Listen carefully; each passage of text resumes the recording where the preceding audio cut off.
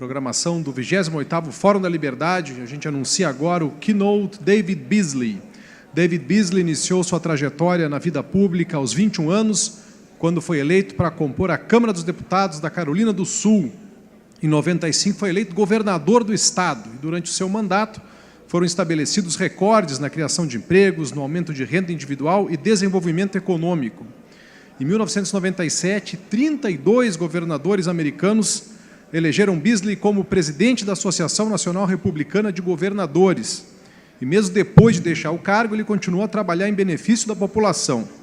Nos últimos anos, esteve em dezenas de regiões afetadas por guerras e conflitos, entre elas Sérvia, Kosovo, Sri Lanka, República Democrática do Congo e Oriente Médio, onde liderou missões de paz. Com a palavra, o senhor David Beasley, que nos falará durante os próximos 30 minutos. Yeah, that'll work fine. Thank you. Well, good afternoon.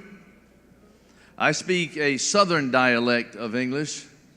I hope all of you do not need a special translator, so I'll do my best. I'll slow my southern English down. I sent a text to my 4 children, ages 24 to 16, that I was about to speak to you and to please pray for me and you. And so my kids sent back immediate text, and my daughter, who's working in Chicago, sent back, said, "Dad, my stomach is really hurting really bad. Pray for me and pray for all those around me." I said, "I'm going to tell them that." She says, "Then they really better pray for you because I'm going to kill you if you do that." It's great. It really is great to be here. The United States and Brazil, our people, we should be great friends. Our governments should be doing everything to establish those relationships, but regardless of the governments, we as individuals within our 2 nations should be doing everything we can to be friends, to develop business relationships. South America is very important to North America. And we're concerned, as you are, not just about the U.S., but also about the policies and the government and the people of Brazil. But change does not happen by itself. Establishing good government and good structure such that your society can flourish requires thinking and activation by people with goodwill and good intentions. It just doesn't happen by itself. Institutions are only as good as the people that are involved in those institutions. When I was 20 years of age, I was a junior at university at Clemson, playing sports, studying microbiology. I was dedicating my life, I hope, to helping people one day. One day I went home to my mother and I said, "Mom, I'm thinking about running for the House of Representatives." I was 20 years old. I had never even voted before in my life. Her husband, my father, had been in the House of Representatives. They were divorced. She didn't have a good sense about it. But my mother had dedicated her life to helping people, the poor and the needy, teaching, doing many things. She had a great heart. But she knew the difficulty in politics, the corruption, and the many things that are negative alongside it. But when she said that to me, it really hurt me. She said, "Son, it's dirty, it's corrupt, it'll get you too." And that was my mother saying this to her baby boy, and I thought, well, Mom, if everybody takes that view, then we'll get out what we put in. And so there must be good people that are willing to take a stand and be involved, yes, and be willing to be spoken bad against and lied about, but who will stand strong and stand firm to a better ideal for our people. And so at the age of 20, I began campaigning. And I can't imagine, as I was hearing Tallis earlier say that every time he had a great idea, someone was saying, "Well, if it was a great idea, somebody else would have already done it." Or, "You're so young. I mean, look at Kylie. How young is she? Look at Lorana, so young, too young to make a difference." I faced this everywhere I went when I began to campaign. "You're too young. What do you know about solving all these problems? So I began to think about this and realize that, yes, I am young. And wouldn't you rather be young than old? Well, yes, of course. Well, hey, by the way, we young people didn't cause all these problems. Why don't you give us a chance to be a part of the solution? And as I began to campaign continuously closer against an old incumbent, very respected farmer in a very rural area, the people began asking more questions. As I continued to campaign in the streets and in the coffee shops and in the manufacturing facilities, I would tell people, I don't have the answers to all the problems. I don't know anyone that does. But I know that people working together, caring about others, doing what's the best in our own minds and respecting other views, that through this process, we can make a difference. And so I was elected. I won only by 3 votes, very controversial election. So at the age of 21, I was elected. I found out after the election that not only I knew my father had been in the House of Representatives, but my grandfather had been in politics, my great-grandfather, my great-great-grandfather, and my great-great-great-grandfather. My family had lived in this area for over 300 years. In fact, my great-great-grandfather was elected 100 years to the day that I was elected to the same position. I did not know this. So my father is telling me this after I'm elected. So I am so excited about walking onto the floor of the House of Representatives, this beautiful Capitol we have. These ginormous, gigantic mahogany doors will open for me.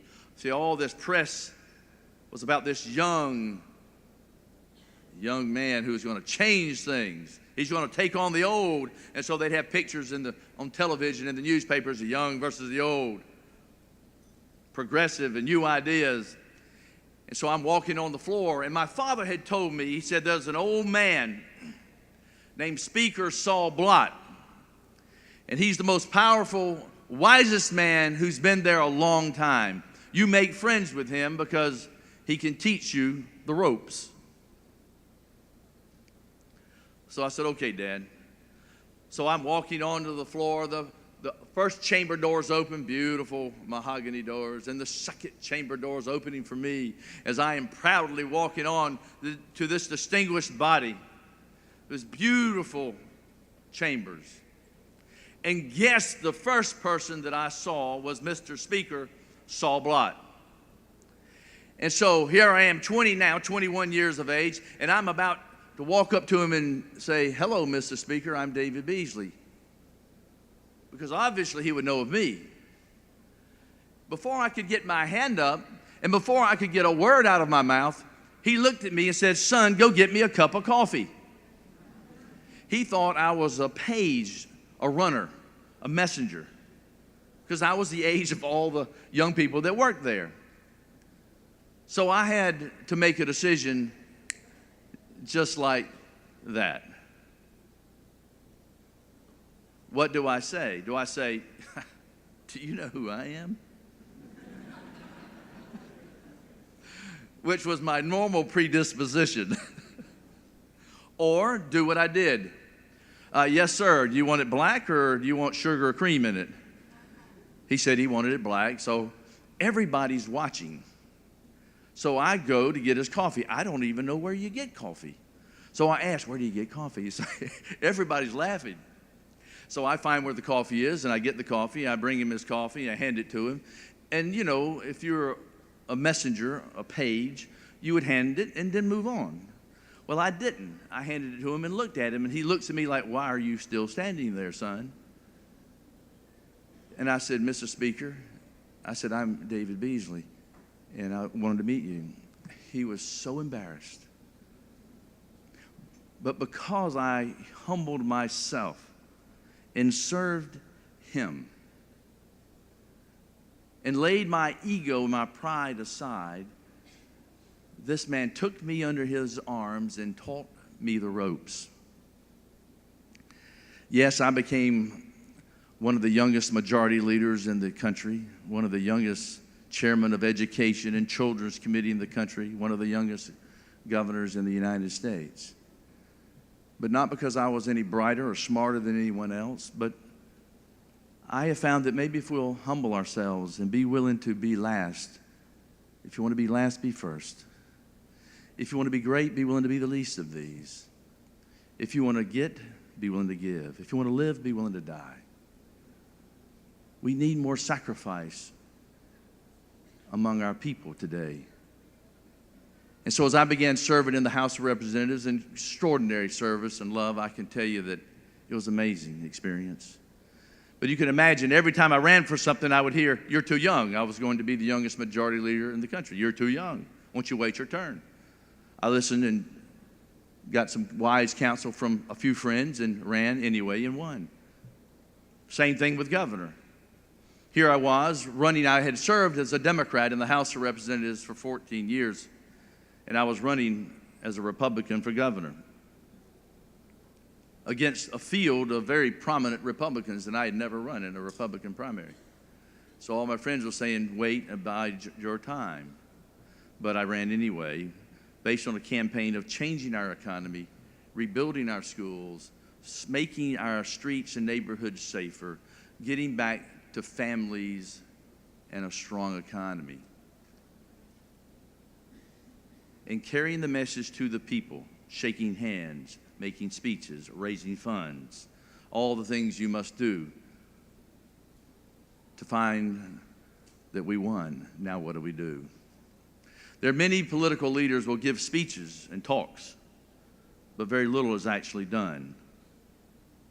This was an opportunity that we thought we had to change our state in such a way. Our unemployment rate was one of the worst in the United States. Our personal income rate was one of the worst in the United States. But we had had a good governor before me who laid a good flat platform, a platform of which I could build upon. And we built teams, and we established a theme in our administration that was based on economic theme that said, you improve the quality of life by creating wealth through the private sector. So we began redesigning and reevaluating every single policy and program within every agency of our state. My entire cabinet. In fact, I remember meeting with the cabinet, giving them, this is the vision. These are your responsibilities to reevaluate every policy, program, law, regulation. Is it pro-business? Is it pro-family? If it's not, then you need to consider ridding of it. So they were all saying the right things, the nice things. Of course, some can be rather bureaucratic. And one of these cabinet ministers went back to his office saying, "Oh, he'll forget about all this. We don't have to do anything." Well, I heard about this. He was giving me rhetoric. I was wanting action. So he doesn't know I know this. So I tell my chief of staff to call this man. I want him in my office the next morning at 9 o'clock. So at 9 o'clock the next morning, he's in, "Oh, hello, Governor, how you doing?" "I'm doing fine." "Sit down. I want to talk to you for a minute." "Oh, that was a great meeting yesterday, Governor." I said, "Was it?" "Well, let's talk about it. I have asked you to reevaluate every policy, program, and regulation in your agency. It's Wednesday morning at 9 o'clock. I want a report on my desk tomorrow by 10 o'clock. Governor, you better get going. You've got less than 25 hours. I didn't say a word to anyone, but he did. We meant business. And what happened to our economy? We built teams that worked together. We created an atmosphere within the agencies that they would cooperate, not turf guard and work against one another. We brought the leaders together saying, we are working for the people. We want to build a better economy, a stronger community, better schools, safer neighborhoods. And so we began to evaluate all these major areas, including the economy, including the criminal justice system, including the schools, infrastructure, labor, etc. So we began revamping. Let's talk about, just for example, the economy. Within 2 years, we were number 1 or number 2 in the United States in personal income growth. And our unemployment rate was one of the best, if not the or second best in the United States. Per capita international capital investments, we were number 1 in the United States. We were bringing in companies like Michelin, Bridgestone, BMW, Honda, the list goes on. But we did it very practically. It's not just a matter of talking a good game. How do you do this? How do you create an atmosphere where a business wants to be in your state? Tax incentives are very important, but they only go so far. What good is a tax incentive if you can't produce a quality product because you don't have a responsible employment force? Or if you can't get your product to the market because of terrible infrastructure or litigation, unnecessary litigation.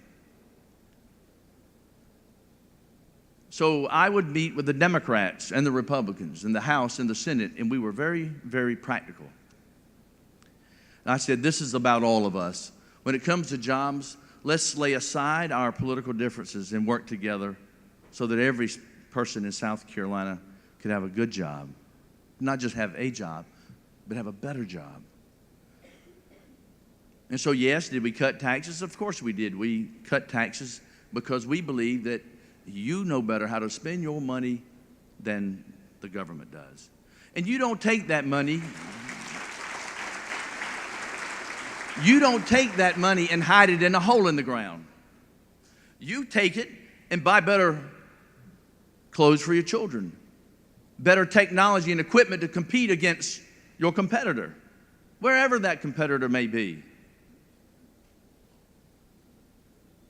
And we heard the sobbing, this is going to be terrible. The schools will be closed, and there will not be money for the poor and the needy and for the children in the schools because you're cutting billions of dollars of taxes. Well, guess what happened? Because we stimulated the economy with the right principles and policies. Based upon this philosophy, you improve the quality of life through the private sector because we believe in you, the people. We have the largest revenue growth than any time period in the history of our state at that time without a tax increase. Because you took that money and reinvested it and turned it over. And amazing things began to happen. We ended up putting more money into schools than any time period in the history of the state. Now, practically speaking, so we're meeting with a CEO of a major company. Well, how you doing, Mr. CEO? Sit down, let's chat. I've got my top people here of all major agencies. Bring your top people. We're going to meet privately. We're going to go through every issue that you will face and every decision that needs to be made. Major, we're going to make it right here today. Let's start. Tax issues, what are they? Boom, boom, boom. We talk about them. I have my revenue man right there. Can we do this? Yes, we can. How about that? We can't. Why not? Because of this. I said, all right, well, maybe we'll try this. And so the CEO is watching us discuss these things. We want to be transparent, and we want the CEO and his team to feel confident that though we may not have the right answer for them on every single problem they have or issue, we will work with them to try to resolve the issue. And trust us, we will try to get there together. Next issue, job training. Well, there can be a concern if you're going to open up a major manufacturing facility that brings in, let's say, 3,000 employees to a particular area. There may not be the quantity of employees available. So a company like BMW does not want to open up a major manufacturing facility that will produce thousands of cars per year and not have a dedicated workforce that's skilled to produce a quality product. So in South Carolina, the Democrats and Republicans set aside a pool of funds so that the governor and a team can make decisions on the spot. We will provide the job training necessary for you to have the quality, skilled workers that you need based upon your job training specifications. And we will do this at our expense. Wow. Infrastructure. Well, we've got to have water, sewage. We've got to have a site this large. We've got to have bridges and roads that hold this much weight on big trucks coming in and out. And we need minimum interference with stoplights. And we need a port that can bring our base products in, and an airport that can land certain types of products for our cars. So, all right, you got to have a bridge. I've got my bridge guy here. You know the spot? Yes. Because time is money here. Because if they're going to make a car that's going to compete against their competitor, and that competitor is making a car similar to that car, which is normally the case, whoever gets out there in the marketplace first, and if you get a 1-year jump on your competitor, oh boy, that's a good year to lay a foundation for your car or your vehicle. Because I know in other states to get a road and a bridge and the permitting could take 1, 2, 3, 4 years. So my infrastructure man is there. I said, you know the bridge, the type of interchange we're going to need? How much money? That'll be $6 million just for that particular bridge and exit. I said, all right, we've got the money, we can do it. When can we have it finished? He said, 6 months. I said, all right, 6 months, we'll have it completed. CEO was looking like, this is unbelievable. I said, what's next? Well, we've got environmental permits and regulations. I said, all right, I've got my key figure here. He says they think we can work through it. Now, this is very important because when I was elected, there were a lot of the bureaucrats within the environmental agency that thought that I was anti-environment, which is the farthest case from the truth. Because I want my children to have clean water, nice streams, beautiful beaches, forests and mountains and seacoasts where we can hike and enjoy the fresh air and the quality of our natural resources. So I go and meet with all the regulators who write the permits. And they're thinking I'm coming there to tell them, you got to approve permits, you've got to do this. I'm not going to do that. I go there and meet with them and share the vision that I know that they want their children to live in South Carolina too. And then let's work together. So if a company puts an application for some environmental discharge, air or water or whatever the case may be, don't sit on that application, let it just sit there. Take it up immediately, evaluate it, and make a decision. But when you make a decision that's no, give them an alternative. And so many times, quickly, instead of waiting a year to get an answer, within a month they would get an answer. It might be no, and then I might pick up the phone and say, hey, if you will buy this extra nice equipment that meets these regulations, I know it's going to cost you, but we're going to provide tax credits and incentives for this, but you're going to get your product out the door, and we're also saving you money here, here, here. It's a team thing, and so we get it done, and BMW gets your product out the door, or Michelin, or Honda, or Bridgestone, Firestone, or whatever the case may be. You see, you must govern with ideals, but you must be practical in how you make things happen. You must build teams. And you must be willing to bring in your enemy and talk with them and inspire them that we might have our differences, but let's do it respectfully and civilly. In fact, some of the greatest times I ever had on the floor of House of Representatives usually was against my enemies. In fact, my enemies were many times my best friends. I admire people that stand up for what they believe and do it with integrity. And people would sit in the balcony and watch us, and I would attack his position, not the person, never the person. You don't build great nations and do great things by tearing others down. But I would say, his proposal, oh, he's a good man, and I love him like a brother. But his proposal's wrong, and it's bad for our children. In fact, our children will suffer because of this and this and this and this.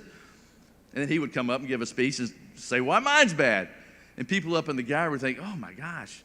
And then we'd vote, we'd end, and they see us hugging each other and walking off the floor. That's democracy and respect for others. But let me say this with only a few minutes left. All the institutions and government policies and programs, all of this can only go so far. It's as good as you, the people.